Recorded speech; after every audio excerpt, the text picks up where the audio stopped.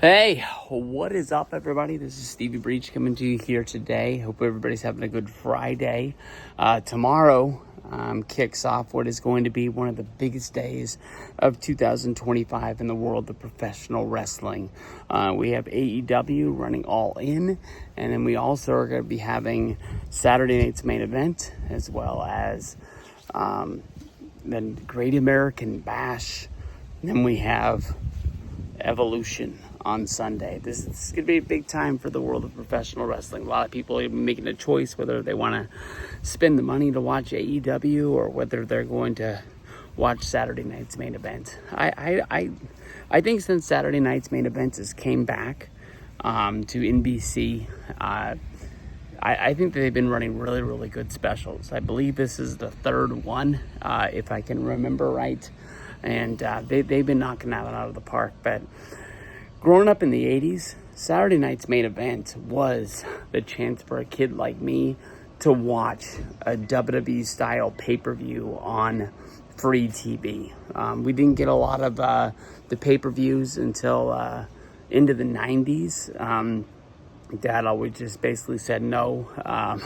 Didn't really understand why you'd pay $30 to watch the TV for 3 hours when there's hundreds of other channels that we're already paying for in order to watch. Didn't understand that Hulk Hogan was going to be on there. But, growing up a wrestling fan and then studying the wrestling business, watching as many shoot interviews, subscribing to the Wrestling Observer. Let me tell you that Saturday night's main event in October of 1987 quite possibly had one of the biggest matches in the history of WWF at the time.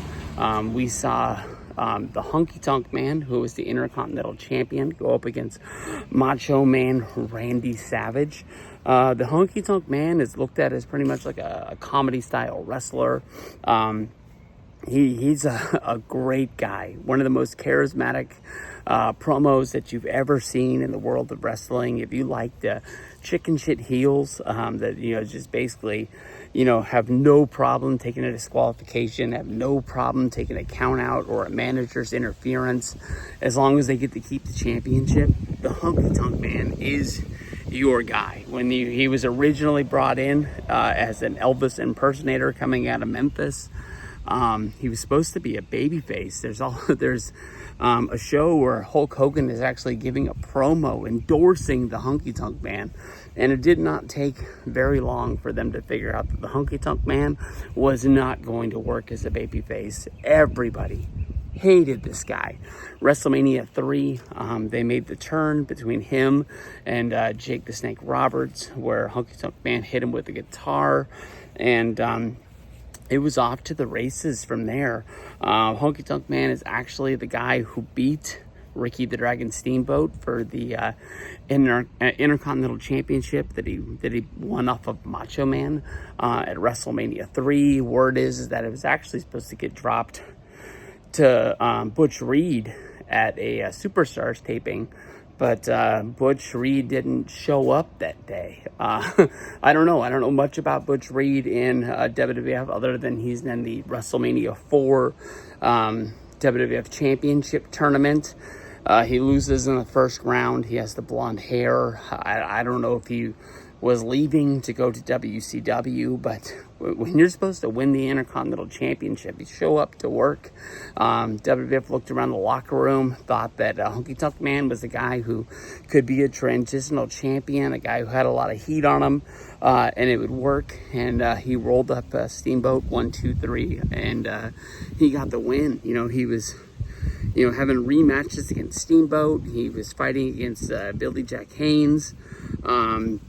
He even had Intercontinental Championship matches against George the Animal Steel, where he just basically bailed out and ran away because he wanted no part of him and would take the count-out victory.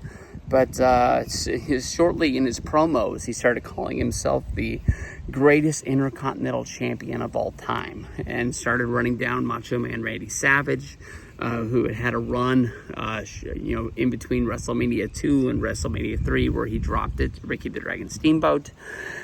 And a match was set up, October 1987, and the plan was for Honky Tonk Man to drop the Intercontinental Championship to Macho Man on this Saturday night's main event. Honky Tonk Man, he got to the arena. He really didn't, like the booking, and he stood up to Vince McMahon and said, like, I ain't losing tonight. And he basically said that Vince didn't really tell him what his plan was in the foreseeable future, and he could read the writing on the wall. Is that basically he drops the Intercontinental Championship? More than likely, he'll get a few shows as getting a rematch on house shows. Then he just moves on to another feud, and then he gets pushed down the card to the point where Vince releases him, and then he's out of work. And so he put up a fight against Vince and basically said, I ain't losing.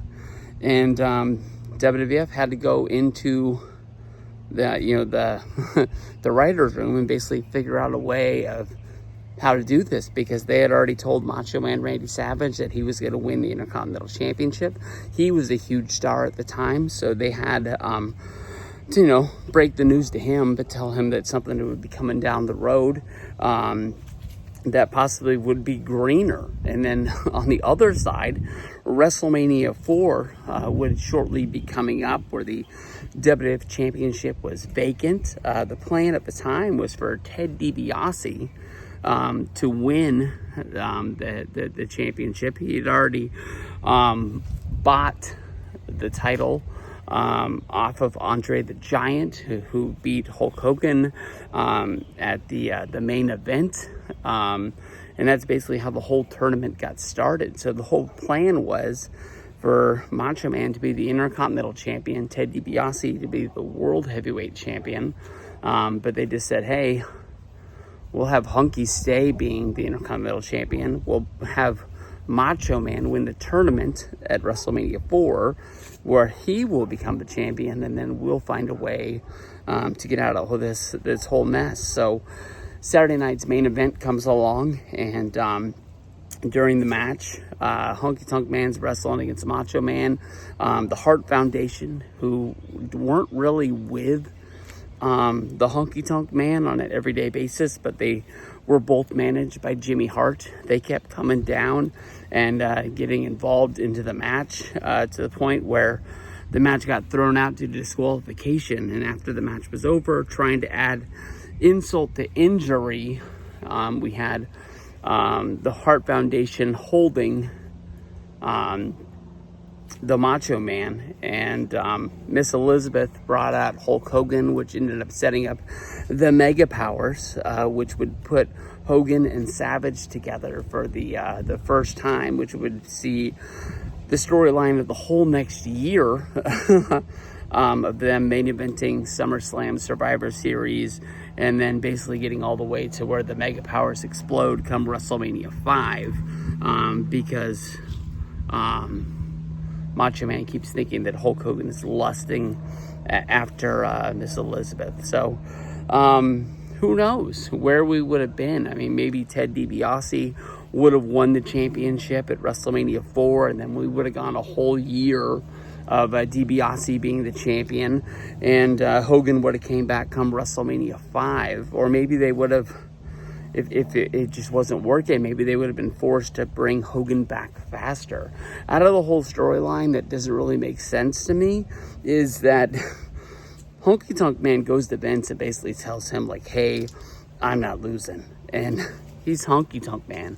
He could have fired him on the spot, much like he did the Ultimate Warrior at SummerSlam 1991, who was a much bigger star for trying to hold him up. But he just keeps him going, and they keep the championship on him until SummerSlam the next year. So he pretty much got about 8-9 months with the championship more. And Hunky wasn't right. I mean, like, once he drops the championship, he continues on as a singles wrestler, and as he loses his steam, he gets paired together with Greg the Hammer Valentine to form Rhythm and Blues. That run lasts just a little while, but Hunky found a place in the company. I mean, he was doing like commentating and managing for as long as he could before he he went to WCW, famously got fired by Eric Bischoff. And then I think Hunky even came back because he's like the manager of Billy Gunn, before he's the badass Billy Gunn, and he's doing commentary on like Heat and stuff like that. So Vince kept him around as long as he could, but I'm really surprised that he's like one guy that actually came to him and said no. And you don't hear that much more about it, man. I miss those days of like RF video shoot interviews or high spot interviews. You watch anything with the Honky Tonk Man, with New Jack, that stuff's gold, man. That's gold, Jerry. And check this stuff out, man. This story is beyond the point of crazy. It reminds me of like a back in the day Gemini video. I'm gonna send this to him as soon as I get it posted. This is one of the reasons why I wish Jem still made videos in 2025. Like, that story is beyond the point of crazy.